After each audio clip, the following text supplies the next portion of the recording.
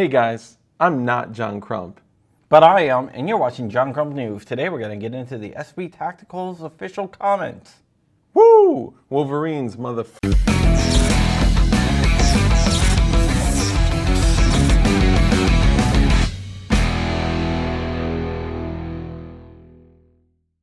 Alright, welcome back to the channel. My name is John Crump. I'm an investigative journalist and a gun rights advocate with Gun Owners of America, Washington, D.C.'s only no-compromise gun lobby. With my journalism, I keep an eye on the ATF, FBI, and the agencies and organizations that want to violate your God-given and constitutionally protected right. And with me today is Dirk from DLD. After Dark. After Dark, yeah, that's it.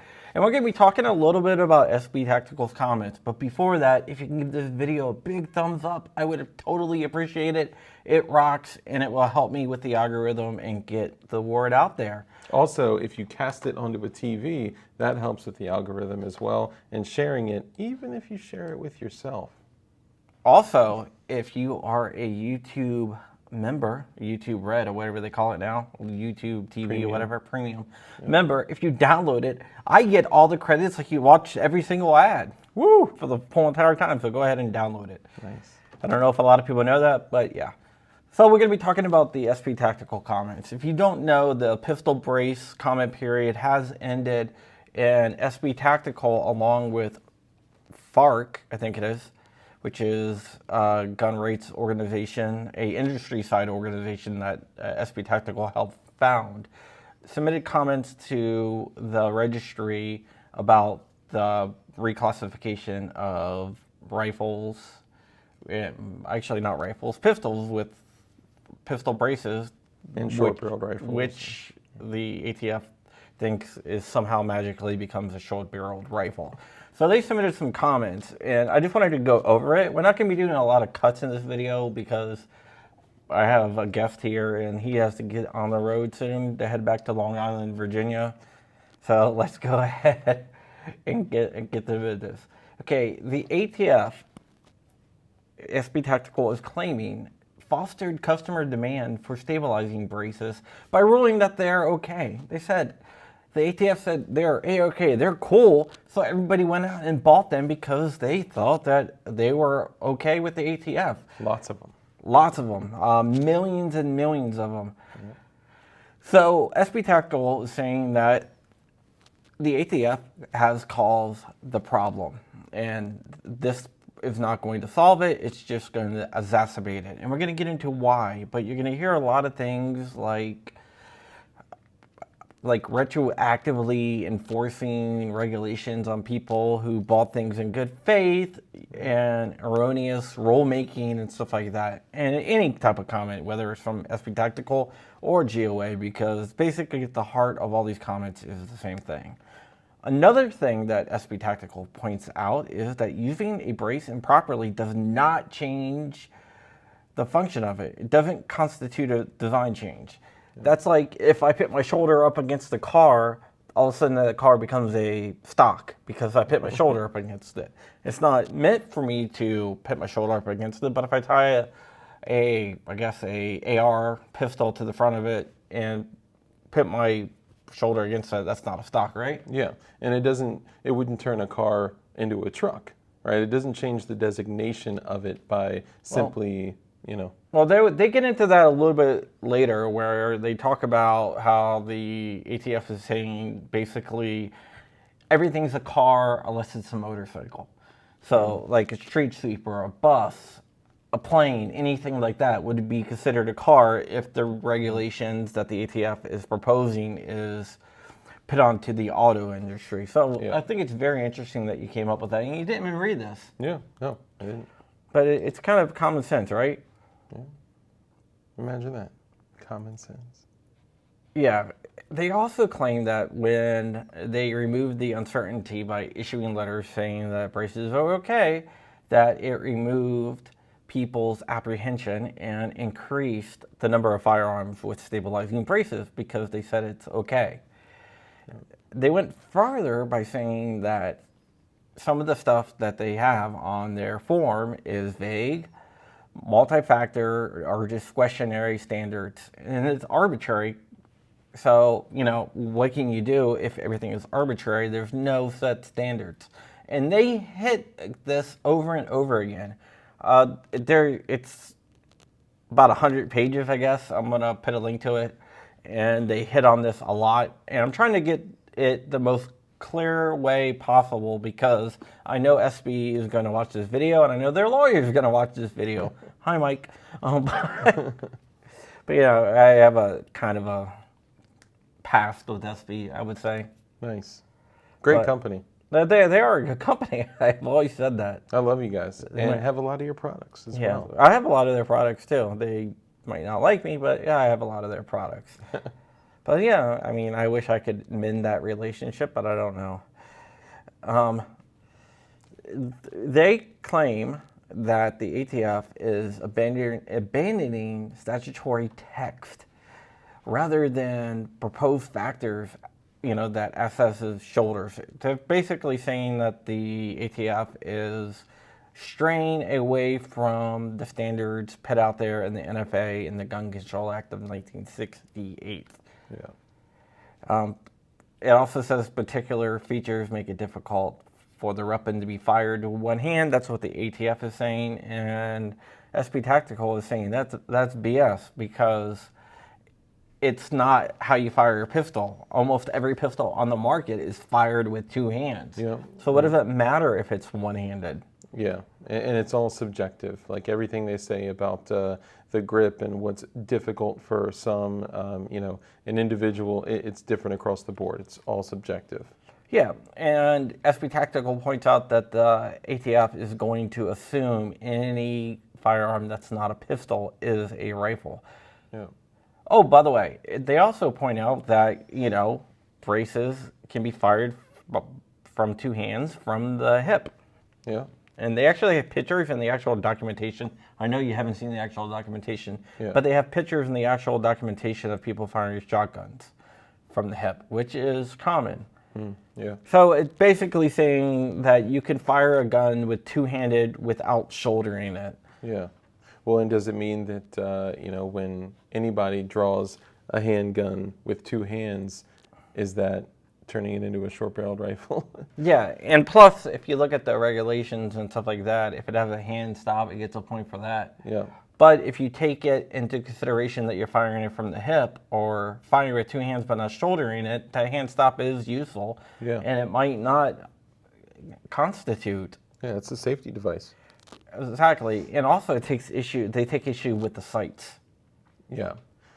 Because they're assuming that if you have, say, a red dot or a magnified optic, that can only be used in the application of, shouldering, like something with, low or limited eye relief, that could only be used in the application of shouldering, which isn't necessarily true. No, it's definitely not true.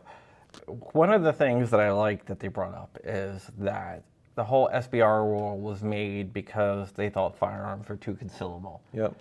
And by pitting a brace onto a AR pistol, you're actually making it less concealable. Yeah. Which I didn't even think and about. Heavier.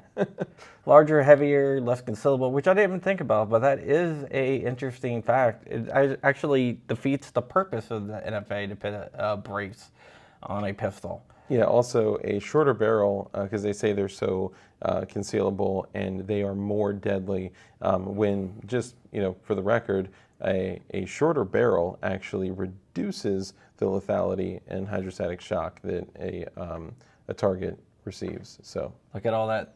I call him Dark the Doctor. Dr. Dark. Dr. Dark. I like Dark the Doctor. That's Dr. Doctor. All right. They also claim that the ATF is exceeding their authority for making it retroactive regulatory decision and making a retroactive regulatory obligation on the people. In fact, this is like a retroactive tax because if you think about it, the NFA is a tax.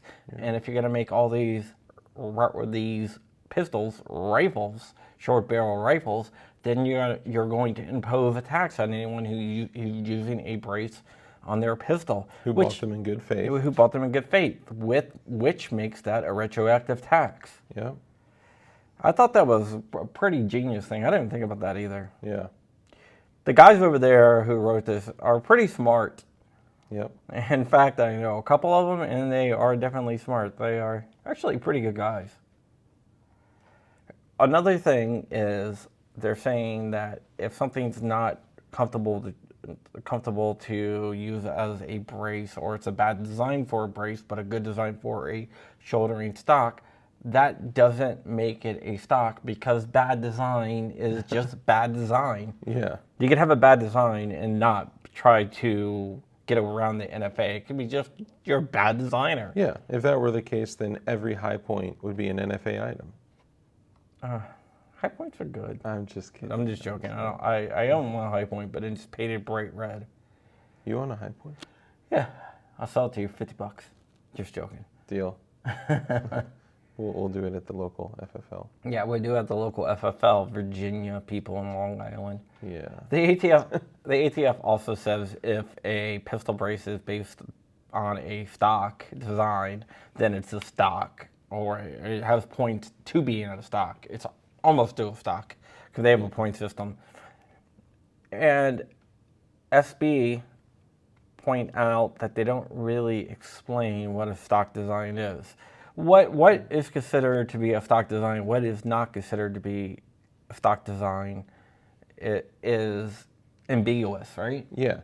So my biggest challenge with that is that let's use the AR-15 platform as an example. What they're doing is they're saying if this is based on a stock design. Sorry, I'm carrying a big knife.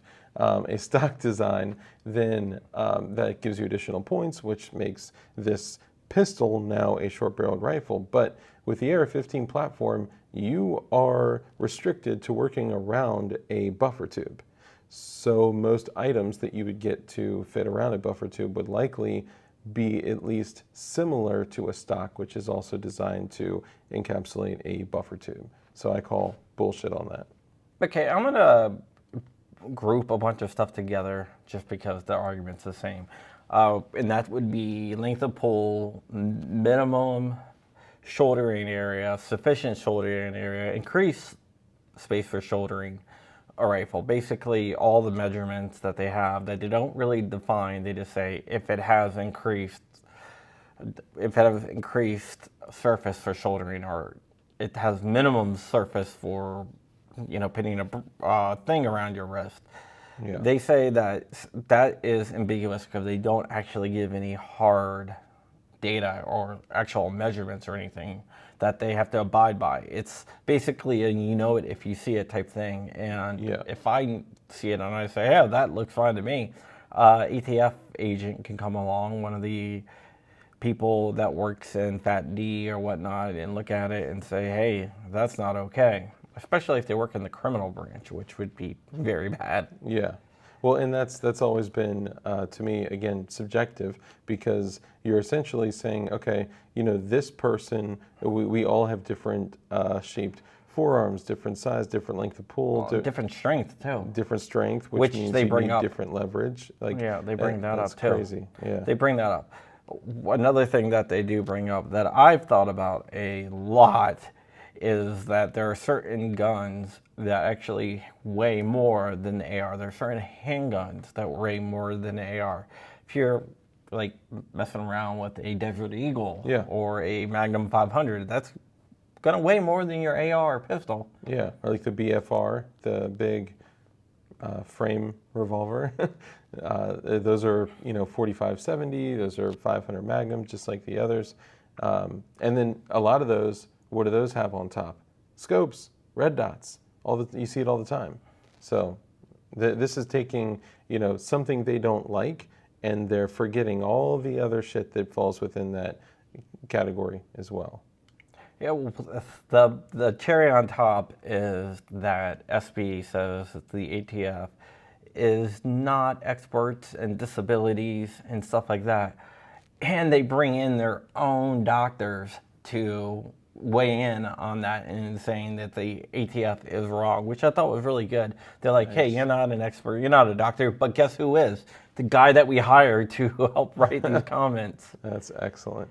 I do want to touch on one other thing too. You see them, the ATF, saying circumvent the NFA, right? They use that term all the time.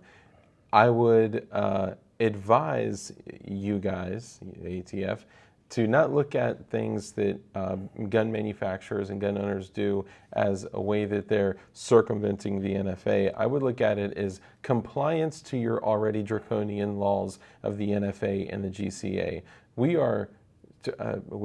People are trying to comply with your laws. Don't look at it as circumventing or going around. They are just merely being creative and finding a way to comply with the laws, rules, regulations, and restrictions that you created. Yeah. So then you change your mind. And the final point that they make, well, the final point we're going to discuss that they make is that they put all these ways for all these points to be added if you have this feature or you have that feature. But they don't pit any ways to deduct points if it makes it harder to shoulder, if it's not intended to be shouldered. Yeah, there's no benefit to the user as they go through and do the list. If there is any type of checklist, then usually if there are things that add points, there are some things that take away points. There is nothing on that list, not like I would ever fill one out, but there's nothing on that list that removes points, right? So. Yeah, and I encourage everyone to read it themselves. Read the GOA's one, read whoever's that you get your hands on. Read through all the comments because a lot of them make the same points, and in the end, they all point to the fact that the ATF has no idea what they're talking about. All right, that is it for today. My name is John Crump. Like, comment, and share. Like I said, I have a Patreon. If you want to support me, you can support me on Patreon. I also have a live channel where we do a lot of cool live talks. Yeah. And Dark, tell them where they can find you. Yeah, so I'm Dark with DLD After Dark, and you can find me on YouTube, on Instagram, all over the place, DLD After Dark. And we're basically similar to your live channel. We do shows every Tuesday, Thursday, and Saturday, 9:30 Eastern. Those are rookie numbers. Yeah, right. We have live guests come on. We've had people like Brandon Herrera, James Reeves with TFB TV, Johnny B, Cody Wilson, just really cool people. Me? Yeah, of course. Thank you. John Crump, number one heavyweight champion of journalism, investigative journalism. Where's your belt? And yeah, just focusing on not only a way for individuals to become more independent, but also sharing information that they can use to be as free as they possibly can in this type of world that we're living in. So look us up, DLD After Dark. We're basically the shit. I want to thank JSD Supply for making this video possible. And with that, stay ever vigilant, stay ever free, keep in the fight. And I am out. Go ahead and do it. Wolverines, motherfucker.